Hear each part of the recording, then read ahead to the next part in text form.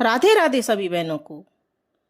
श्री राधा रानी के एक बार नाम लेने की कीमत क्या होती है, क्या हमें मिल जाता है, ये हमको मालूम नहीं है, लेकिन इस कहानी को पढ़ने के बाद में हमें मालूम चलेगा कि राधे के नाम की कीमत क्या है।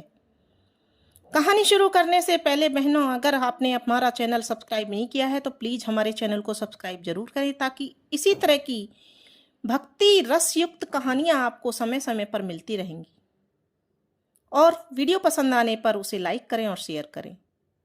कहानी शुरू करते हैं कि राधा रानी के एक बार नाम लेने की कीमत क्या होती है। एक बार एक व्यक्ति था। वह एक संत जी के पास गया और कहता कि संत जी, मेरा एक बेटा है। वो ना तो पूजा पाठ करता है और ना ही भगवान का नाम लेता है।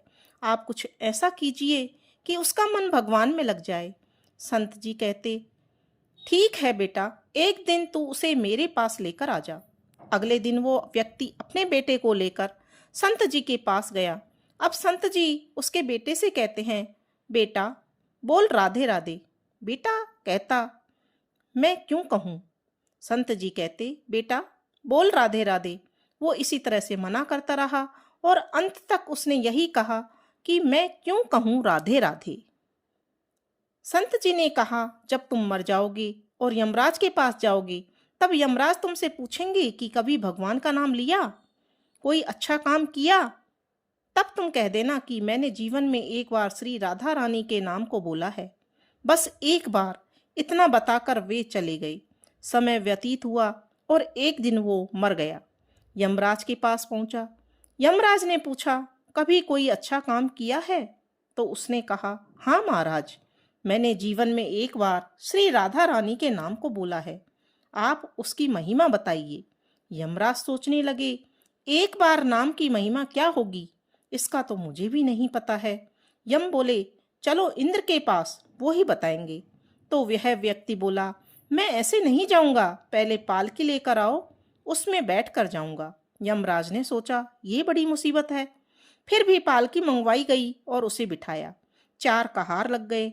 वह बोला, यमराज जी, सबसे आगे वाले कहार को हटाकर उसकी जगह आप लग जाइए। यमराज जी ने ऐसा ही किया। फिर सब मिलकर इंद्र के पास पहुंचे और बोले कि एक बार श्री राधा रानी के नाम लेने से क्या महिमा है। इंद्र बोले, महिमा तो बहुत है, पर क्या है ये मुझे भी नहीं मालूम। बोले कि चलो ब्रह्मा जी को पता होगा, अब वो ही बताएंगे। तो वह व्यक्ति बोला, इंद्र जी ऐसा है, दूसरे कहार को हटाकर आप यमराज जी के साथ मेरी पालकी उठाइए। अब एक और यमराज जी पालकी उठा रहे हैं और दूसरी तरफ इंद्र लग गए। पहुंचे ब्रह्मा जी के पास। ब्रह्मा जी ने सोचा, ऐसा कौन सा प्राणी ब्रह्मलोक में आ रहा है जो स्वयं इंद्र और यमराज पालकी उठाकर ला रहे हैं। ब्रह्मा जी के पास पहुंचे। सभी ने वहां पहुंचकर पूछा, एक बार श्री राधा रानी के नाम लेने की महिमा क्या है। तो ब्रह्मा जी बोले, महिमा तो बहुत है, पर वास्तविकता क्या है यह तो मुझे भी पता नहीं है, लेकिन हाँ, भगवान शिव को जरूर पता होगा। तो वह व्यक्ति बोला, तीसरे कहार को हटाइए और उसकी जगह ब्रह्मा जी आप लग जाइए। अब क्या करते, महिमा तो सबको जाननी थी। अब पालकी के एक और यमराज हैं, दूसरी तरफ इंद्र और पीछे ब्रह्मा जी लग गए। सब मिलकर भगवान शिव के पास गए और भगवान शिव से पूछा, प्रभु श्री राधा रानी के नाम की महिमा क्या है? केवल एक बार नाम लेने की महिमा आप कृपा करके हमें बताइए। भगवान शिव बोले कि मुझे भी नहीं पता, लेकिन भगवान विष्णु को जरूर पता होगा। वो व्यक्ति शिव जी से बोला, तो आप भी अब पालकी उठाने में लग जाइए। इस प्रकार ब्रह्मा, शिव, यमराज और इंद्र चारों व्यक्ति उस व्यक्ति की पालकी को उठाने में लग गए और विष्णु जी के लोक जा पहुंचे।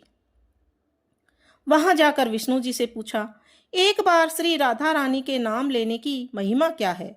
विष्णु जी बोले, अरे, जिसकी पालकी को स्वयं मृत्यु का राजा यमराज, स्वर्ग का राजा इंद्र, ब्रह्मलोक के राजा ब्रह्मा और साक्षात भगवान शिव उठा रहे हों, इससे बड़ी महिमा और क्या होगी। जब सिर्फ एक बार श्री राधा रानी के नाम को लेने के कारण आपने इसको पालकी में ही उठा लिया, तो अब ये मेरी गोदी में बैठने का अधिकारी हो गया है। भगवान श्री कृष्ण ने स्वयं कहा है कि जो केवल रा बोलते हैं तो मैं सब काम छोड़कर खड़ा हो जाता हूँ, और जैसे ही कोई धा शब्द उच्चारण करता है तो मैं उसकी ओर दौड़ लगाकर उसको गोद में भर लेता हूँ। बोलो सब प्यार से राधे राधे।